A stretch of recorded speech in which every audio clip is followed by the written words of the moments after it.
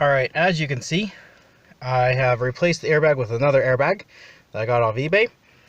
And no more airbag light. Yay! So now my car is safe again with airbags. Though if you ask my wife, she hates airbags. She thinks they're evil. But, you know. But I'm still working with no rear camera. Well, I went ahead and I ordered another one. And I plugged it directly into the plugs that are already there existing. I checked with my multimeter again, and this one didn't work. This is a different brand, but it uses the same two plugs, yellow one for video, red one for power, both ground and power. So it did not work using the same plug. So what I'm going to do now is I grabbed this monitor, because this one has a video in. I'm going to run it as close as I can out, and I'm going to see. This came with a video cable as well as an additional power cable, and just see what is not working. So I'm going to rule out as much as I can with this, knowing that this works with that video in. So just go over here. Now I've stripped off the electrical tape just to mess around with stuff, so I could easily take the wires on and off. But from my understanding, black with pink stripe is power, and just this plain black is ground, which makes sense. This is the extra wire I had to run for the signal to let the head unit know that I've put the vehicle in reverse. There's my voltmeter.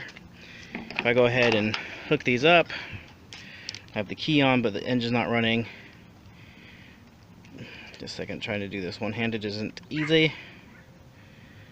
There's power, and so I'm putting out about not quite 10 volts through there, which should be plenty of power to power the unit. So now what I'm going to do is I am going to hook up the other camera off this using its power, its ground, and its video cable up to that monitor. And I'll step away for just a moment, and then once I got everything hooked up, I'll show you what I'm looking at. Now I don't know if you can see that or not in the screen there, but it is now showing up, and I'm just run the cable that came with this device with its power. So now what I'm going to do is I'm going to unplug, or I'm leaving the video cable, but take the power off and use the power from the other camera to see if that works, since it is working with its camera and a power. So just ruling out the different things, because I'm pretty sure that other camera is getting zero power. Actually, do you know what's probably a better idea? Is to use the power from this into the other camera. That's what I'm going to do. I'm going to take the power from this into the other camera and see what happens. So, alright, so power from the new thing to the head unit is not making any difference. So I'm going to take off the power and go from there. Alright, once again, I don't know if you can see it in there much at all. I am in the sunlight and it's not showing up so great, but power cord from the old camera is working with the new camera and the video cable.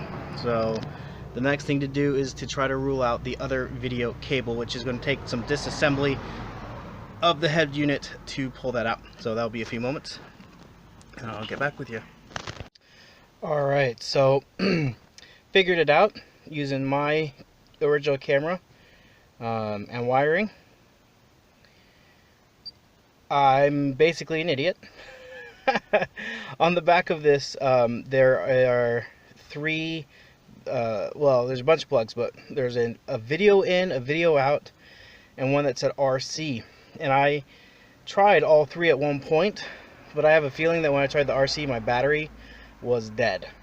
And so when I tried it, it didn't work, and so I thought it wasn't it. And I could have sworn it would be the video in, since I read the instruction manual, and it's what said to do it, to use for this was the video in. not the one labeled RC. So I thought the RC was for either radio control or some sort of auxiliary. It was not covered in the owner's manual for this particular radio. Anyway, so that's the one that I had to use for the backup camera to work. Alright, well, thanks for watching and have a great day.